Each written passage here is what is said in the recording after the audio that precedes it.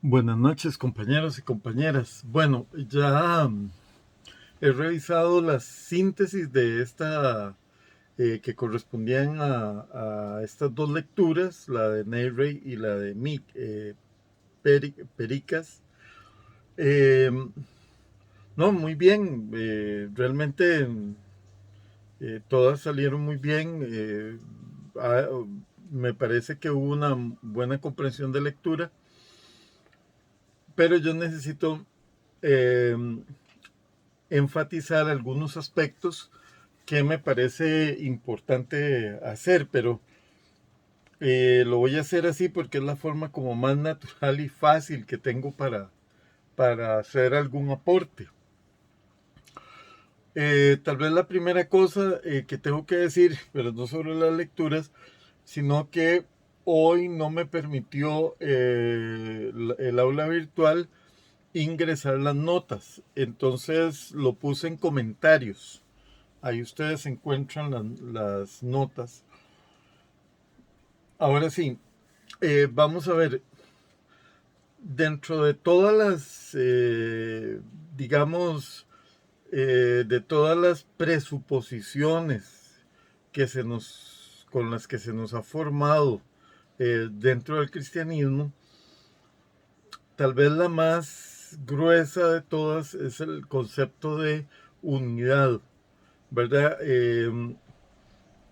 Y Efesios ayuda, ¿verdad? Una sola iglesia, un solo cuerpo, un solo Dios, un solo, ¿verdad? Eh, Eso, bueno, no deja de ser importante, pero trae consigo el grave problema de lo que es este asumir responsablemente la diversidad. Entonces, en este sentido, yo creo que es muy importante subrayar este concepto que genera Pericaz en algún punto de la primera parte de su capítulo, en donde pone el acento en la pluralidad de judaísmos. Si no existe un judaísmo, existen judaísmos en cuanto a experiencias religiosas basadas en un ancestro común que es Abraham, con el cual Dios hace un pacto y surge de ahí una descendencia que es la que le da estructura y fuerza a la tradición esta que estamos mencionando. Para mí el solo término judíos o judaísmo tiene una serie de implicaciones que no son apropiadas para el siglo primero, pero bueno, podemos, la forma más suave de expresar este concepto de la pluralidad es esto usando el concepto de judaísmos cuando nos refiramos a las tradiciones religiosas. Hay también que rescatar que dado que Judea, ¿verdad? Tenemos Judá dentro de la historia del Antiguo Testamento, el hijo mayor de José, pero al mismo tiempo esta nación, ¿verdad? De dónde viene David. Judá es un punto de referencia eh, es Judá, donde está Jerusalén, la que sufre el destierro en el siglo sexto. Ahora, hay un tema aquí con esto del destierro que debe de considerarse, ¿verdad? Eh, a veces tendemos a pensar que realmente esto fue un acto contra el pueblo de Judá, pero no lo fue. Fue un acto sobre todo contra los poderosos de Judá, perdón, y los poderosos de Jerusalén. y el famoso destierro no es de los campesinos. El famoso destierro es de los ricos de Jerusalén y de Judá. Eso significa que quienes se fueron allá son los que han tenido que pasar por un proceso de arrepentimiento, porque en la tradición profética son estas capas que han sido llevadas al exilio las que oprimían a los pobres, ¿verdad? Y humillaban y mataban al justo, etcétera. Eso es lo que nos dice Isaías, por ejemplo, ¿verdad? Sus manos están llenas de sangre inocente, ¿verdad? Esa crítica tan fuerte que hacían los profetas al reino del sur, a Judá, se lo hacían a estos grupos, a los grupos de élite que son los que tienen que salir de, de su tierra y son llevados a Babilonia. Ahora, no son llevados a Babilonia como esclavos a trabajar en campos, no. Son llevados a Babilonia como intelectuales, como gente de conocimiento, como artesanos experimentados en la construcción, la arquitectura del templo, la ingeniería, todas esas cosas. Cuando nosotros empezamos a leer Esdras y Nehemías, que tienen que ver con, bueno, desde Isaías 40, que anuncia el regreso de los exiliados, nosotros ahí cometemos un problema, digamos, tenemos que afrontar un problema más bien que resulta muy contradictorio, porque bien podríamos decir que al llevarse a los poderosos de la tierra de Judá a Babilonia, pues en realidad le estaban haciendo un favor a los campesinos de Babilonia y de toda esa región.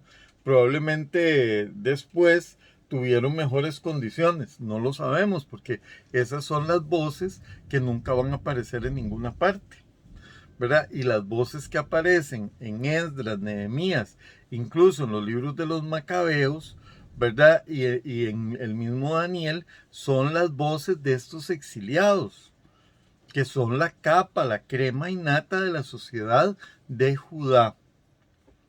Aquellos que se fueron por haber destruido a los pobres, ¿verdad?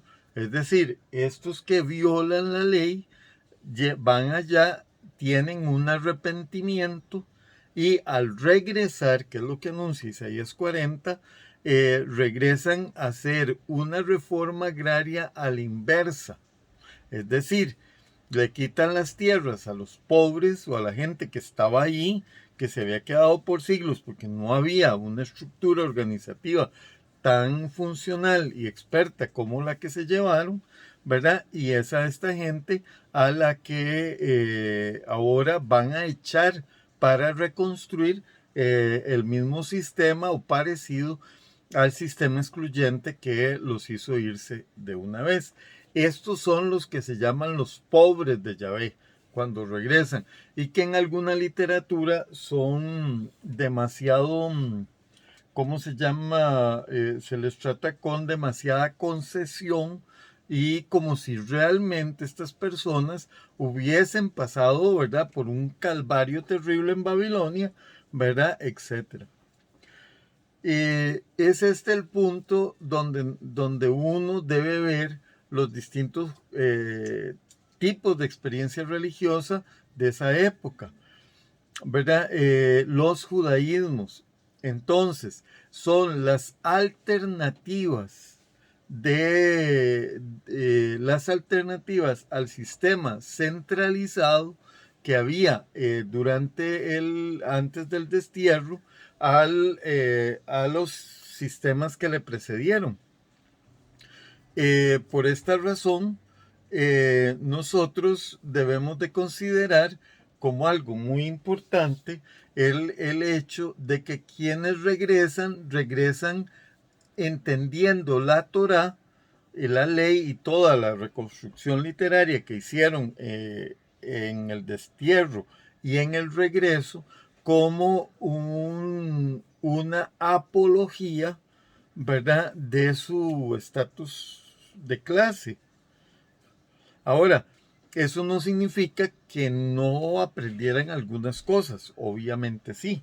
La tradición deuteronómica fue la más dura, pero la tradición deuteronómica, digamos, se suaviza con los últimos profetas. Mientras que la tradición sacerdotal o tradiciones sacerdotales que encontramos en Esdras y Nehemías, ¿verdad? Son muy fuertes y son las del destierro. Entonces son conversiones, pero no son conversiones de clase, son conversiones de posición. Allá nunca fueron esclavos, ¿verdad? Estaban bajo el cuidado de la casa imperial Babilonia. Cuando los persas vencen a los babilonios, estos se regresan, pero se regresan como clientes de los persas. Es decir, no se van a meter con los persas. Nos entendemos. El punto es que la historia que se nos narra en el Antiguo Testamento es terriblemente ambigua porque los que terminan narrándola son aquellos que crearon la crisis al violar los fundamentos de la ley, oprimiendo al pobre, excluyendo a la viuda, esclavizando al ¿cómo se llama? Al extranjero, ¿verdad? Etcétera. Entonces, esa es la primera parte que hay que decir. El nacimiento de la multiplicidad de judaísmos surge porque hay distintas formas de experimentar este regreso y de las implicaciones que tuvo. Hay lecturas muy, muy diferentes. Y precisamente esas lecturas hacen prácticas y las prácticas se convierten entonces en las tradiciones que a veces vemos bueno, ya muy avanzadas en la tradición rabínica, algunas en los textos de Qumran, otras ¿verdad?, emergen en los evangelios, pero al final de cuentas se trata de tradiciones que están lidiando con el problema de la sospecha de, vamos a decirlo, de impureza que se genera a través de estos grandes tramos históricos y de la gente que los gobierna y los domina. Ese sería el primer punto.